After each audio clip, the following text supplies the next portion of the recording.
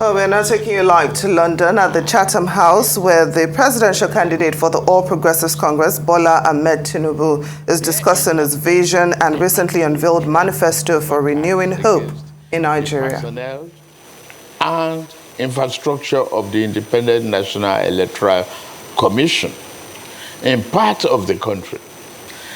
At the same time, political conversations on social media have become more laced with violent rhetorics and threats of violence, retaliation against those opposing, perceived as opposing partitions. I stand firmly against all forms of electoral violence and intimidation.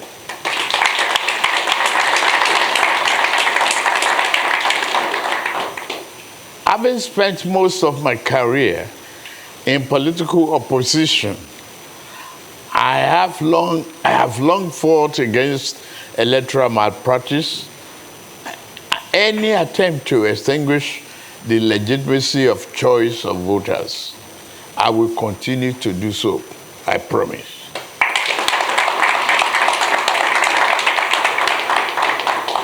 I hereby urge all my fellow contestants in this election to do the same. Let the sovereign will of the people decide the path of our nation. And let this election be determined by voters, making their choice freely rather than domineering intimidation and trouble some few. Indeed, there's more than a passing interest in Nigeria. Politics generally and upcoming elections in particular for several reasons. For one, as Africa's most populous country and the continent's largest economy, it is generally acknowledged that fortunes of the African continent and indeed the black race is tied directly to the health of Nigeria. Also, the Nigerian elections of 2023 are coming up at a time when the country's immediate geographical neighborhood of West Africa and Central Africa is undergoing serious political turmoil that has manifested itself in the incursion of the military to power in a number of countries. In spite of legitimate concerns being expressed by observers, Nigerians are resolutely committed to democracy, regardless of their political differences.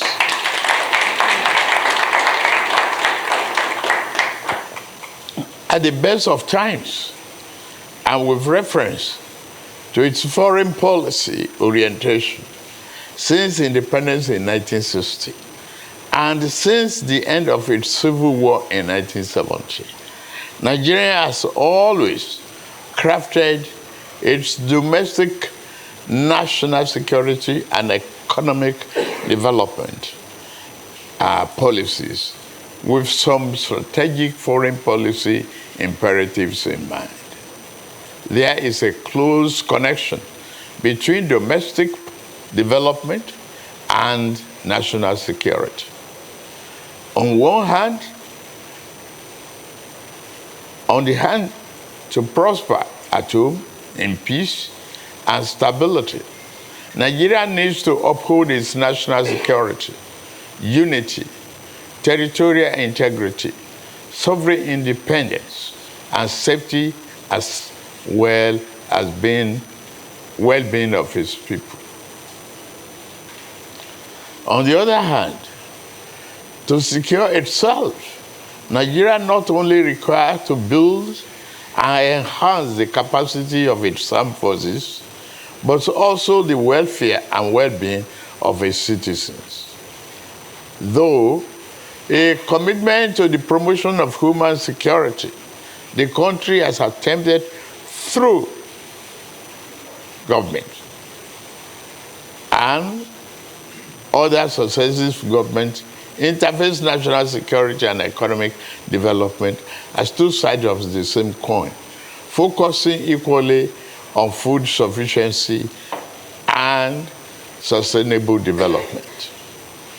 Nigeria shares direct land borders with 4 African countries, with whose people Nigeria also share historical and cultural affinities.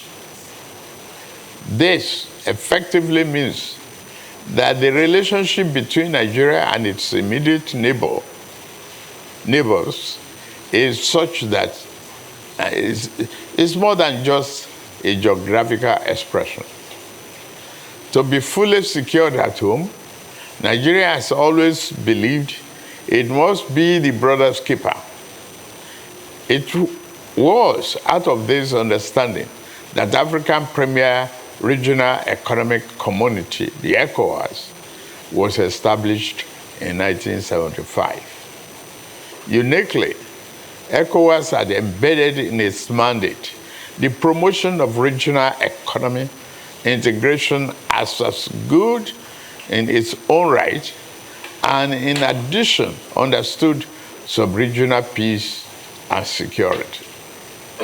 I am convinced, as I am sure of most of us are, that the broad principle that enabled successive Nigerian government to interface development and security and established an organic link between the national security and economic development with regional peace and prosperity is both impeccable and remains relevant. It is an approach which I commit myself to upholding and advancing, I promise you.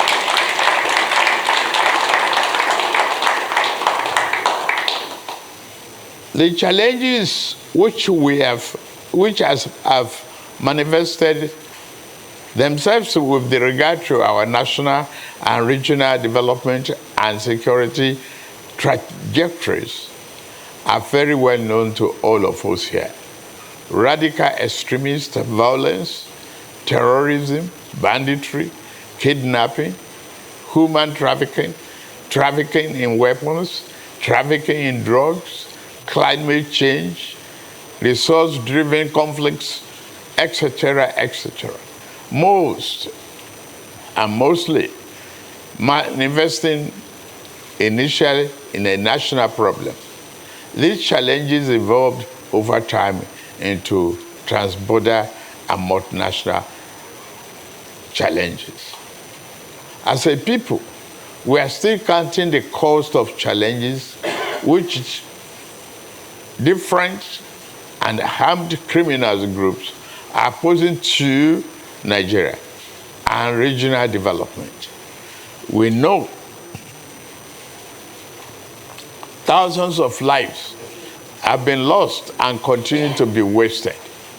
We know that various infrastructure assets built at a huge cost have been destroyed in deliberate act of reckless vandalism.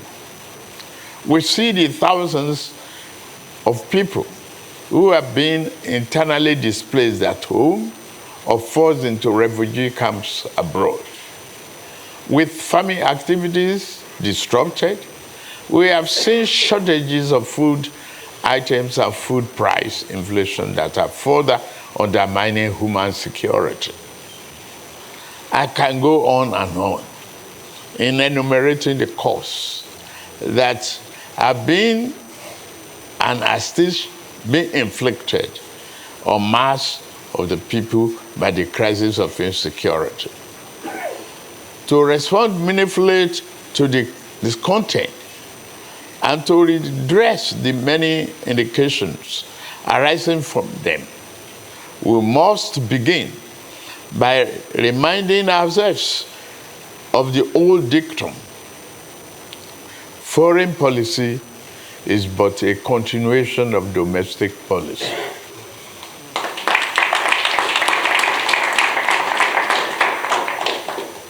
As a first step, we must recalibrate domestic policy in order to revamp the foundation on which our need to pursue human security rests.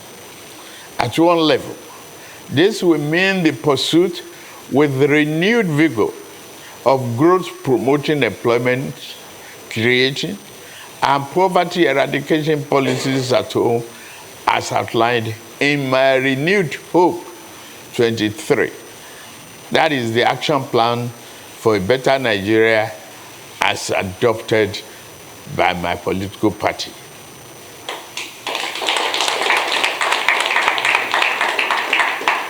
The present administration has invested heavily in agriculture, providing loans and expanding the country's total area of cultivated land.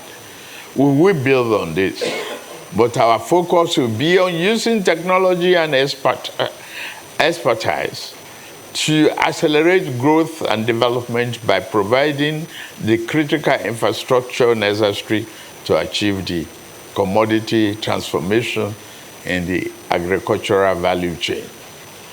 Roads, rail, access to ports, the storage and infrastructure are what we require to radically transform the agricultural sector and increase its value to the nation.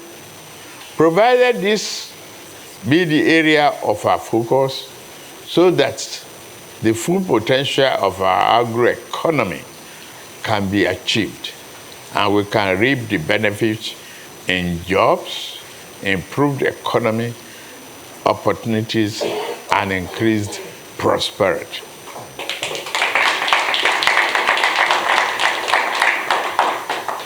Fixing the perennial redo of energy supply is another priority. There is no version of the world where Nigeria's ambition for itself can be achieved without solving the problem of how to provide energy to homes and businesses across the country.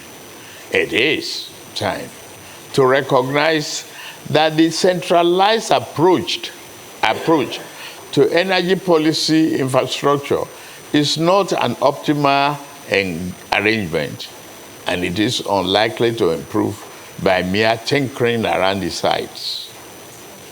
The federal government, as regulator and operator and the price fixer, is a broken model.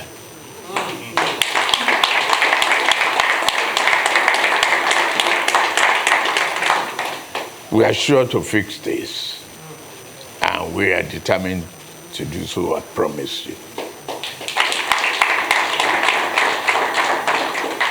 We have privatized the power distribution in Nigeria and generation to a certain degree. What we need to do going forward is to improve the enabling environment and further reform the legal regulatory framework to attract more private investment in the sector, as we have experienced in the telecom industry. My belief that the private sector is the engine of economic progress is evident and documented. However, fundamental flaws with the basic design of our national economy imperil the private sector from playing the role it ought to and adding the value it is capable of doing. In this instance, the government must act as a catalyst. We shall do this on all fronts. We will address the conflict between monetary and fiscal policies.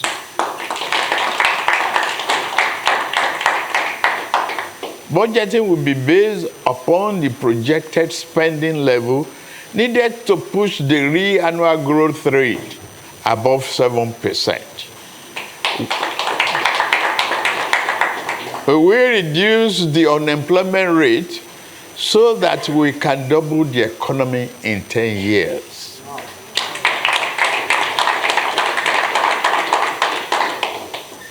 at another level, we must learn to make foreign policy work better for our domestic, social, economic, and political priorities. To do so, our foreign policy apparatus will need to be renewed to take full advantage of global initiatives and processes that work for us and tally with our domestic priorities. In this instance, I applaud the outcome of the COP27 that recently ended in Egypt, in acknowledging the legitimate claim of Global South on climate action, in accepting adaptation and energy transition principles, including the treatment of gas as a transition fuel. We work more on this. We will work to accelerate investment in gas production, and we are committed to enhancing domestic and global energy security.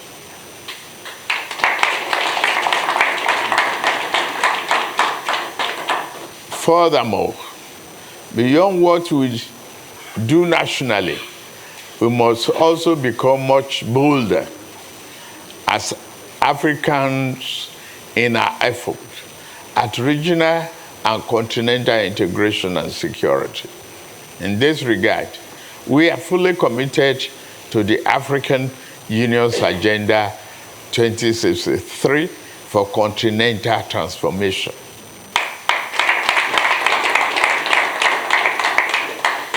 Amidst the changes taking place in the global order, the primary duty of leadership in Nigeria, and I dare say all Africa, is how within a vision of national development and security that is human-centered, not foreign policy that is crafted to fit the priorities of rebirth and accelerated progress.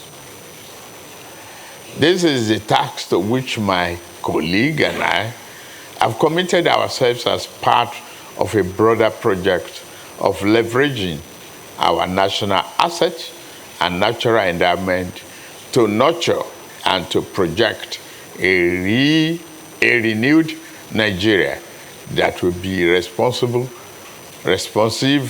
and respected driver of prosperity and harmony in Africa and around the world.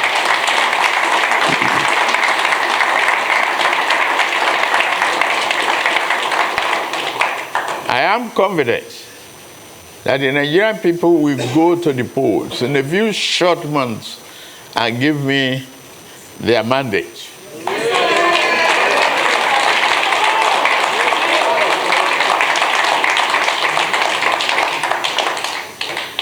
I'm ready to lead and govern the country.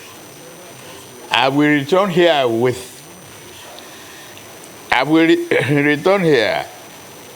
to interact with you when the elections are over.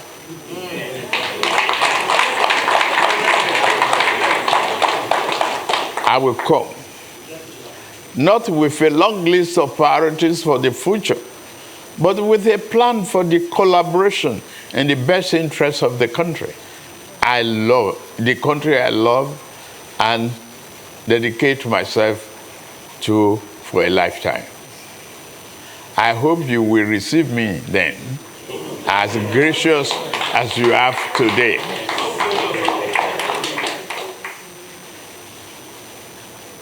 Nigeria is part of the global community, ready to accelerate its growth and committed to democracy, freedom, and understanding around the world. When we stick to it, democracy is not easy to manage, to promote.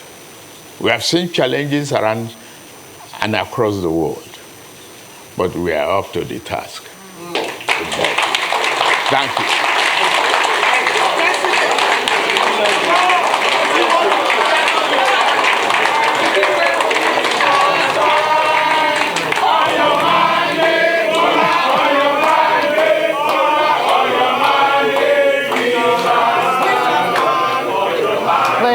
please. We can sit down.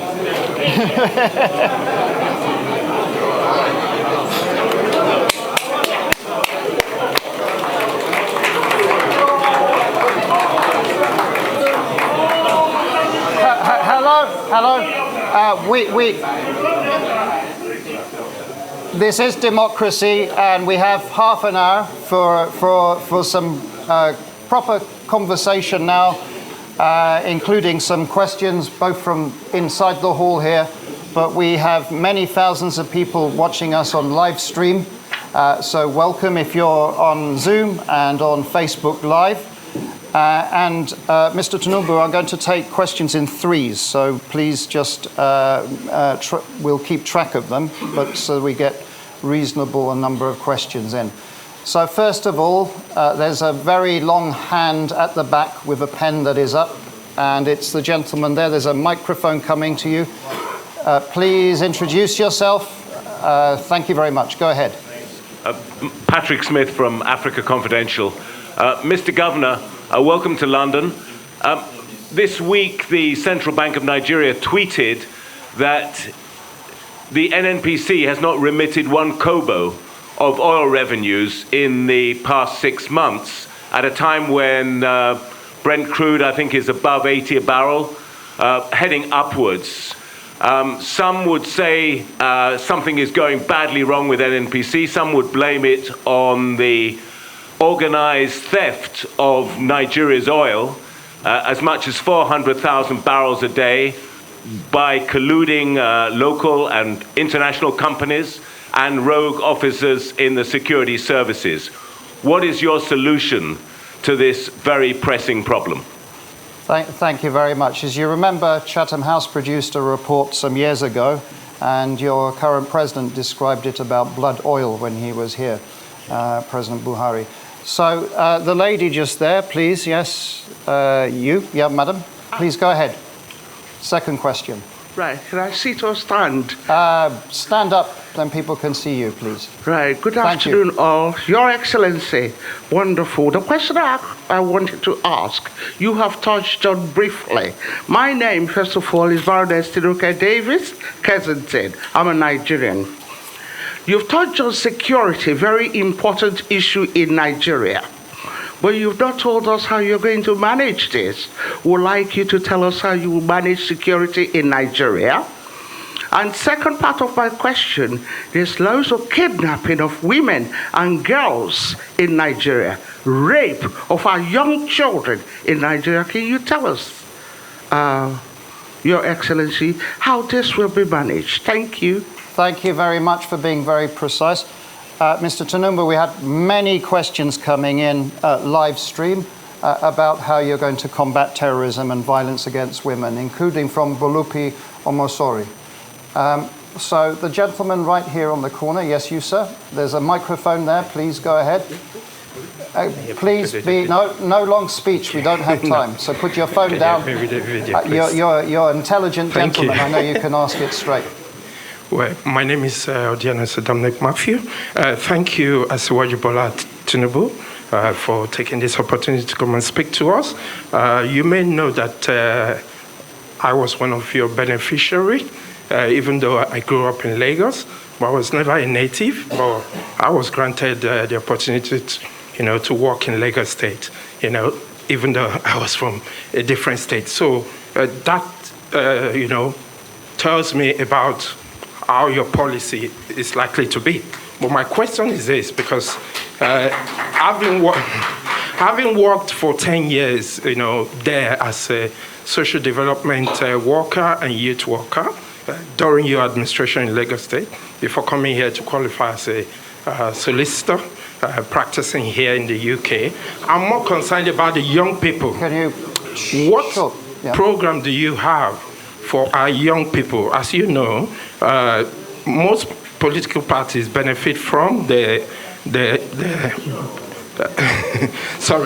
benefit from the goodwill of young people. Okay. And so have you got plans, that will generate training, appointments, thank you. and also job security? Okay, thank you so much. So what are your plans for youth, young people? If you would like to answer the questions, Mr. Tinubu. Please, if we can keep quiet for one conversation here. Thank you. Go ahead. Let me once demonstrate here. One of those philosophies and one of the doctrine that I believe firmly in is teamship. Unbreakable team. To demonstrate that, I will choose the first question, assign it to Dele Alake. Okay. And the second question, assign to Nasiru El-Rufai.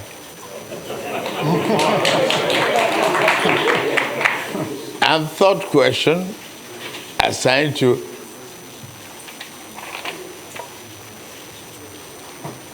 Ben Ayade. All right, so can we have microphone coming in the front? And the first question is about blood oil. Oil. There, this gentleman. There. Yeah, El-Rufai, I can see him. Yeah. Please go ahead. Security, Nasiru El-Rufai. Yes, thank you very much for that. Now, the issue of oil theft in Nigeria is deep-seated, and it's been long-standing. It's been there. It's not a new development, as we all know. It's been there for decades, and then we discover the various dimensions daily. Now, the incoming administration, by the grace of God, of Bola Ahmed Tinubu, has devised some novelties in terms of strategies. First of all, to combat oil theft is tied to the security situation of Nigeria. Now, the questioner has linked it with connivance with the security agencies. Now, the Bola Ahmed Tinubu administration has a three-pronged approach to this. In terms of regenerating, revamping, and recalibrating the security equipment, technology, that's one. The human angle, in terms of the size of the security too. Today we have over 200 million people, and there's no way the current strength of our security agencies can adequately cope with the gargantuan and enormous problems of security, securing lives and property. So the personnel of all the security or coercive agencies will be increased to cope with the large population of Nigeria. That's another dimension. The third dimension is really employing state-of-the-art technology like drones. We know today that there is, in terms of kidnapping, in terms of even identify the oil theft and the oil pipelines, the illegal pipelines that have been rigged, that have been embedded in the ground for years. You cannot but employ technology like drones to pinpoint the actual spots where these things are. And this has already started. The current administration actually is making very good strides in this respect. They've been unearthing and discovering and arresting, apprehending the culprits in charge of all. So this will be intensified. It will continue and actually be taken to a higher level, such that in the first 6 months of the Bola Ahmed Tinubu administration, oil theft will not only be reduced tremendously, the goal is to stop it in its entirety. I think that's all. Excuse me. That does not mean a departure from the present administration. The classification, a theft and a receiver exists.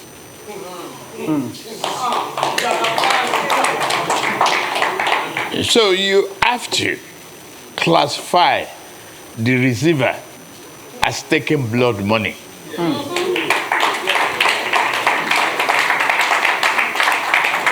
So, Governor El-Rufai, please, go ahead. Your Excellencies, my friend, Mr. Alex Vines, ladies and gentlemen.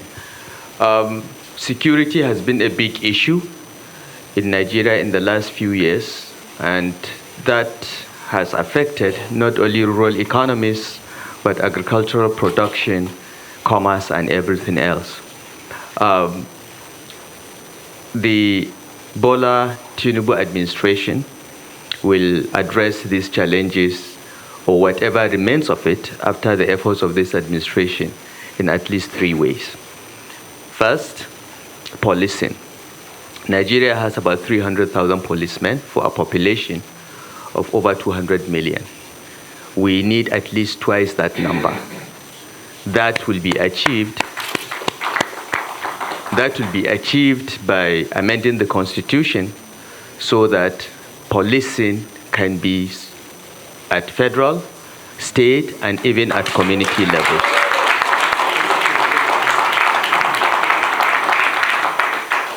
With increased security footprint, there will be less and less of criminal activity. The second step is to look at our armed forces and security architecture.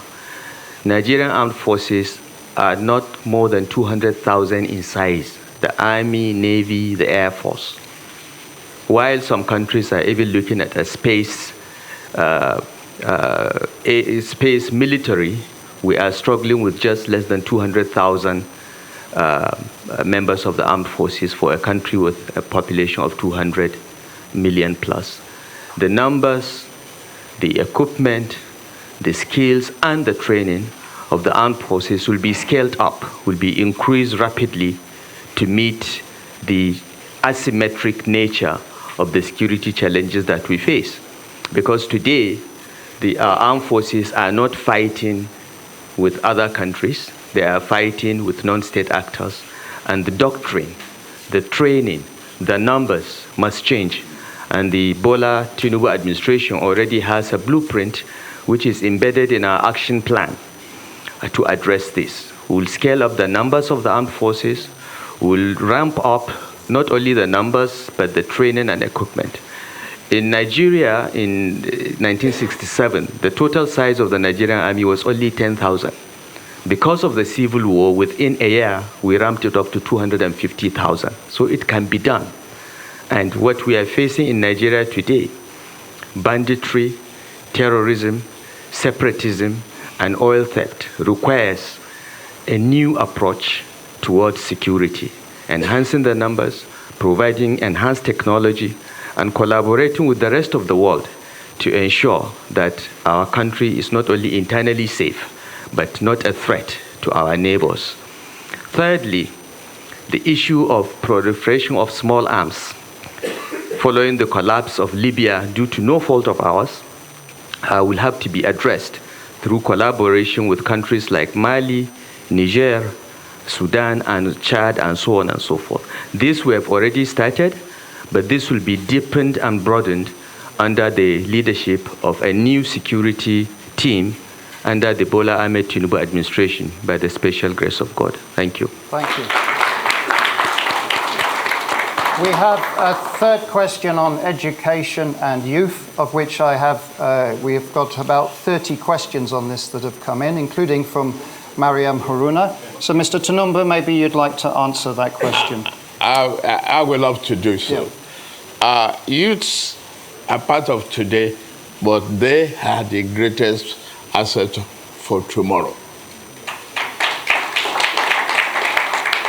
We need to prepare them from now, from our all-inclusive government. The youth has been part of that. I want the governor of Lagos State to stand up.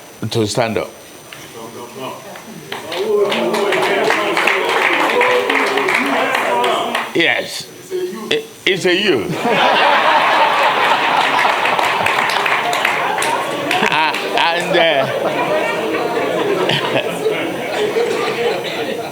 It's driving the 5th largest economy in Africa today, and the transformative government of our legacy, my own personal legacy. Yes, the education system is to change. We overhaul it.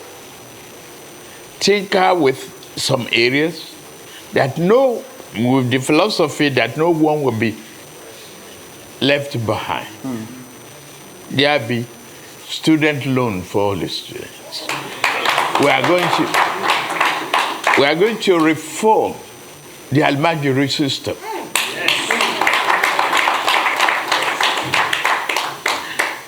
We are equally going to build additional schools and recruit more teachers and train them well. And they teach them the opportunity to govern.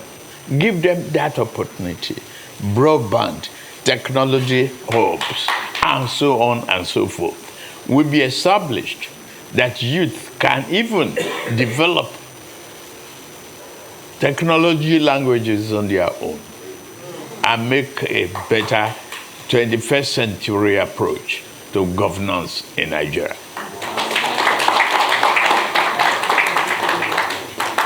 Okay, we're having another round of questions. So I start with the lady there. You, yes.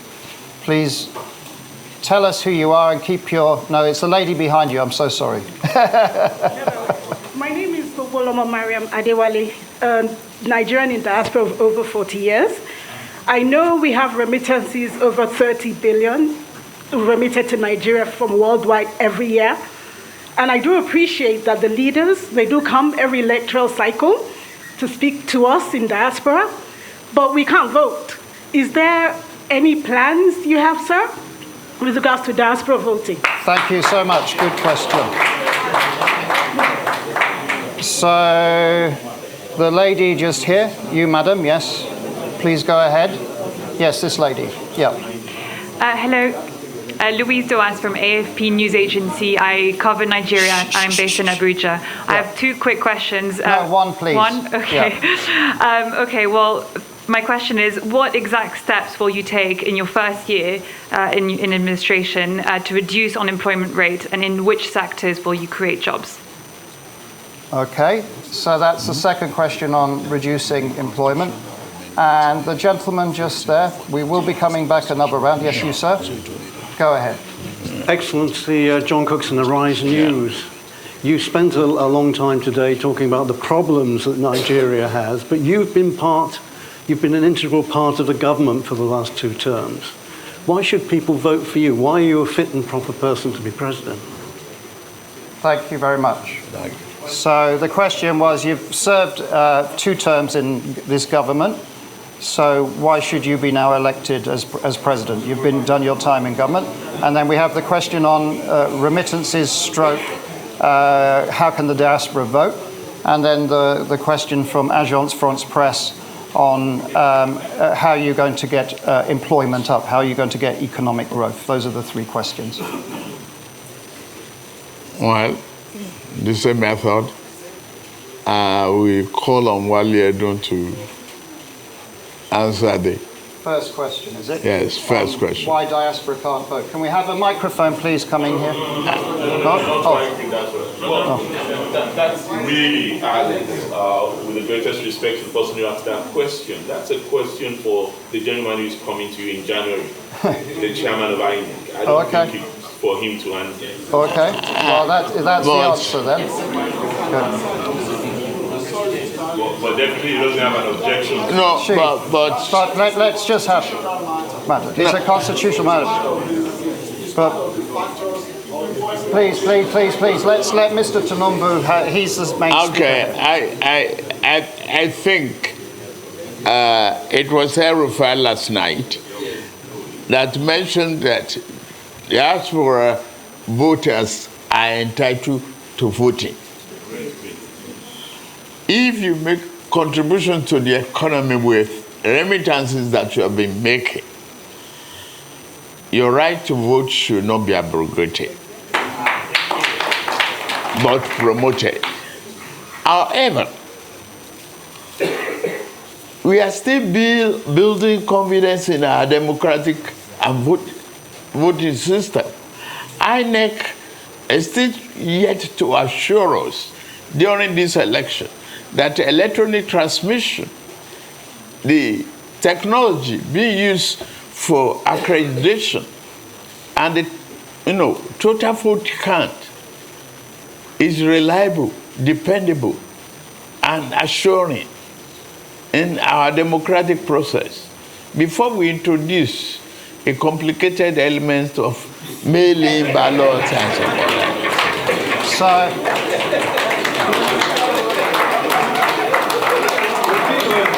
Please. So my message is this conversation will be continued on 17th of January. We have Professor Yakubu here from INEC. Please come back and have a discussion with him. Second question, the one on economic growth and reducing unemployment. Please, sir, the microphone is just there for you. Thank you. Good afternoon.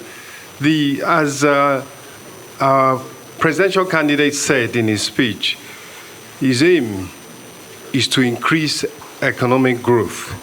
He talked about getting at least 7% growth, because that in 10 years will help to double GDP growth. And the key to his policy for increasing economic growth, achieving rapid growth, is to enable the private sector to make the investments that will increase productivity, grow the economy, create the jobs, and reduce poverty. That's the trajectory.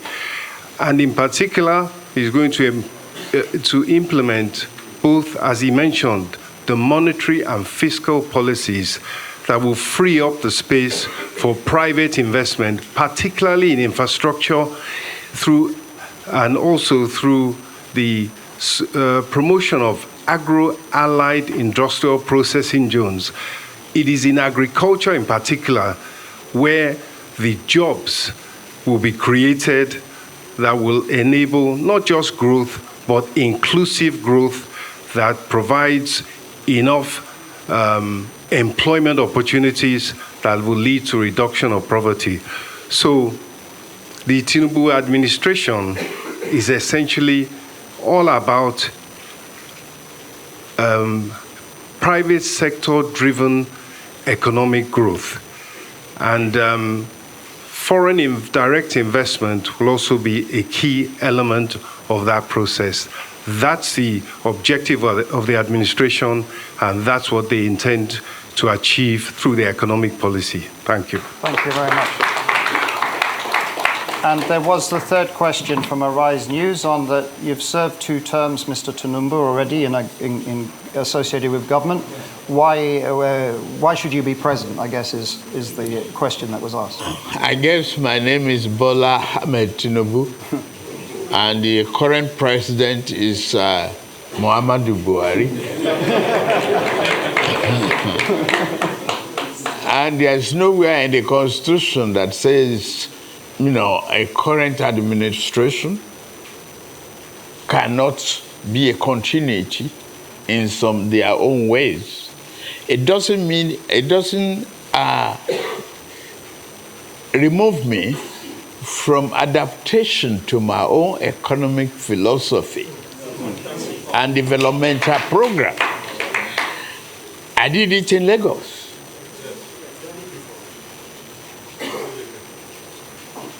I converted the greatest liability threatening the environment and Lagos existence to asset of magnitude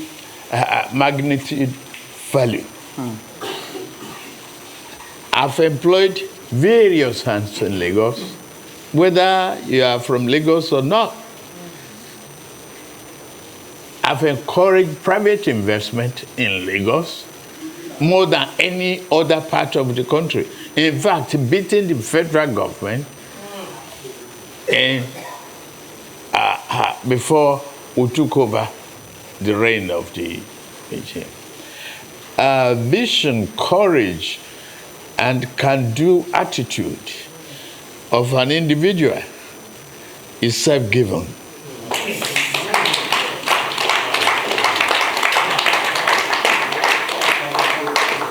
And I believe I've earned that throughout the country.